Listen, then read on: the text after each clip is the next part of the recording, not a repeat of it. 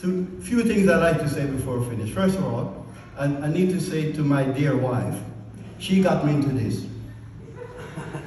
And Frances, my wife, was a school teacher at the time, and Radio Leicester was the first local radio, and she was at home listening, and they were playing a children's program, and she phoned and said, look, I could do better than that, something up that tune, and they asked her to come in, and she took me along with her as her bodyguard, and she started the program, and while I was there, we started to mingle with different producers and people like that, and someone mentioned, would you like to do a Caribbean 5 minutes news roundup? I started off with that with a friend of mine, Never Cook, who's in Texas. And then we move on to a 15 minutes on breakfast. They want me to do some Caribbean music. So I did that for a few years. And during that time, when I was doing the 15 minutes, I was working at Bentley Engineering then, and I had an hour break. So on a Wednesday, I used to clock out at 12, jump in my car, rush to Radio Leicester, 12:30, did my little bit, jump back into my car, rush back to work to clock in at 1 o'clock. So I did that for quite a while. But one of the interesting things that a lot of people would remember is during that 15 minutes time, Bob Marley came to Leicester, I think it was 1973. It's a very famous one, they say. If Bob Marley didn't become an international reggae artist, probably you wouldn't have heard of it. And we went to the Manford University. At the time it was the Polytech, and it was about 100 people in the hall.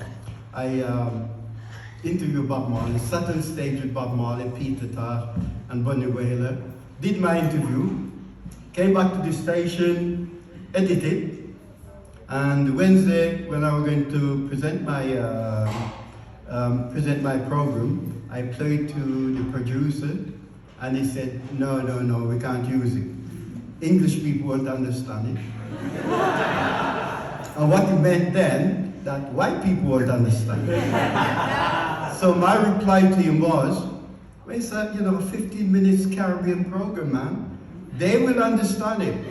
And he was adamant he was not going to play it. So I was so vexed, I chucked the damn thing in the bin, and that was the end of it. So that's my famous thing with Bob Marley. But one of my famous interviews, and I say this over and over, with Bob Marley was Herdle Brown. He was doing his last tour, and he came to Leicester on his tour, and he was doing an interview before he came to Leicester, and each of us were allowed 15 minutes, and my turn came, and Herdle Brown was born in Jamaica, was 9 when he came to this country, so he and I have some thing to talk about Jamaica, talk about growing up in Jamaica.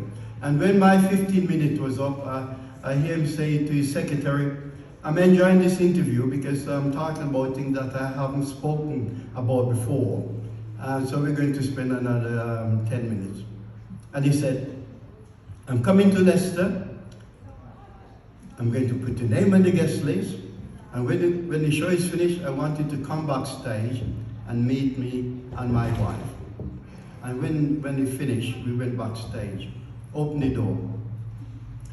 I never hugged such a superstar hugging me like that for about 5 minutes, and it was iconic hug, because we talk about things that we grew up in Jamaica, and it was absolutely brilliant. So I said about my wife, she brought me into this, so I'd like to wish her, thank her for all the getting me there, getting here, and doing what I did over the last 55 years, Frances White. And a few other things I'd like to say. One of my former managers here, and I should have done that 2007, when I received my first award. And I remember going to, we went to Birmingham to collect the first award. And I have no idea that this was going to happen until it came up on the screen that this guy being interviewed, the Prime Minister of Jamaica, Manley, and Bob Marley, and all those people. And I said, that's me. And I was called up to the stage, and you know, I was so short for words. And one of the first things that I should have done is thank Kay Squire, my former editor, so I'm doing it now. Thank you very much for giving me my first award. You're very welcome. Thank you. And also, before I go, I'd like to thank Kay, Lisa, Sophie. I mean, all the decoration and the food was organized by Lisa. She's absolutely, all the Jamaican flags. When I came in, I thought we were in Jamaica. All the Jamaican flags, honestly, and thank you very much. And I'm really touched. I'm really touched by the turnout because I didn't expect this. And thank you all for coming. I really appreciate it. Thank you.